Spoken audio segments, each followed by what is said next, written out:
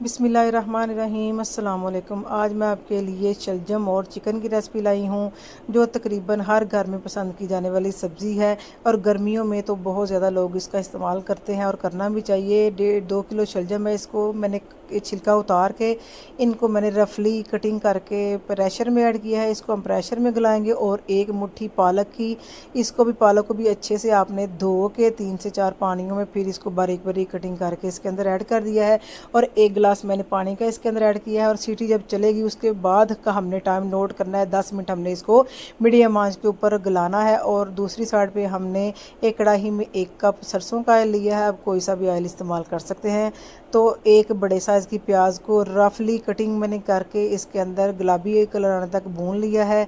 और जैसे ही प्याज का कलर हल्का सा गुलाबी हो जाए, सोते हो जाए प्याज हमारी अच्छी सी, तो 1 टेबल स्पून मैंने इसके अंदर लहसुन का, 1 टेबल स्पून अदरक और 1 टेबल स्पून ही मैंने इसके अंदर सब्ज़ मिर्च का पेस्ट ऐड कर दिया है। और 1 से 2 मिनट इसकी अच्छी से बुनाई करनी है। और 1 से 2 मिनट भूनने के बाद 1 kg मैंने इसमें अंदर चिकन का ऐड कर दिया है। और ये हड्डी समेत वाला है, पूरा चिकन मैंने लिया है। इसको हमने तब तक पकाना है, थोड़ा तेज़ आंच के ऊपर हम इसको पकाएंगे जब तक इसका कलर चेंज नहीं हो जाता, वाइट ना हो जाए और हल्का सा ये गोल्डन की तरफ ना आ जाए।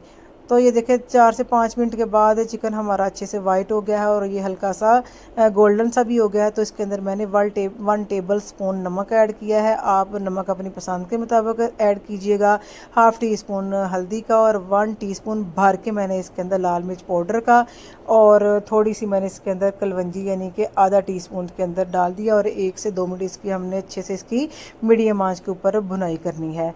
और 1 से 2 मिनट भूनने के बाद मैंने इसके अंदर 2 मीडियम साइज़ के टमाटर लिए, इनको भी कटिंग करके डाल दिया है। आप टमाटरों को पेस्ट करके चॉपर के अंदर भी वो भी इसके अंदर ऐड कर सकते हैं। और अच्छे से इनको 1 से 2 मिनट और हमने भूनना है, ताकि टमाटर हमारे अच्छे से सॉफ्ट हो जाएं और मसाले जो है आपस में रच बस जाएं।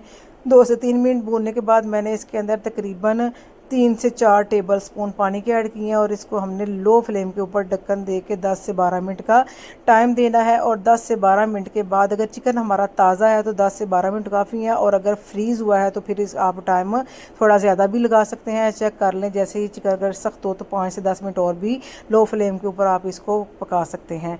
तो अब हमने थोड़ी सी इसकी आग को तेज़ कर लिया है। और तेज़ आंच के ऊपर चिकन तो हमारा वैसे गल गया हुआ है, तो हम टमाटर को अच्छे से इसके अंदर मिक्स कर लेंगे और ताकि पेस्ट की सूरत में आ जाए। और 1 टेबल स्पून दरदरा सा मैंने सूखा धनिया लिया है। और हाफ़ टेबल स्पून मैंने इसके अंदर डाल दिया है सफ़ेद ज़ीरा भुना और कुटा हुआ। आप सिंपल भी ज़ीरा इसके अंदर ऐड कर सकते हैं। और इसका पानी अच्छे से हमने तेज़ आंच के ऊपर सुखा लेना है। और जैसे ही चिकन ने ऑयल रिलीज़ कर दिया है तो हमने इसको चूल्हे से उतार लेंगे, क्योंकि ये हमारा डन है। तो अब हमने प्रेशर का ढक्कन 10 मिनट के बाद उतारा है, तो बड़े अच्छे से हमारे शलजम जो हैं वो सॉफ्ट हो गए हैं। इसको किसी मैशर की मदद से आप मैश कर सकते हैं, या डोई वगैरह या मधानी की मदद से भी कर सकते हैं। लेकिन कुछ लोग इसको साबुत भी रखते हैं, लेकिन कुछ लोग इसको थोड़ा मिक्स भी कर लेते हैं। मैंने ना इसको बिल्कुल साबुत रखा है और ना बिल्कुल इसका हमने पेस्ट बनाना है, बस नॉर्मल सा मैंने इसको ना मैश किया है, ताकि जब ये पकाते जाए फिर भी ये मिक्स होते जाते हैं।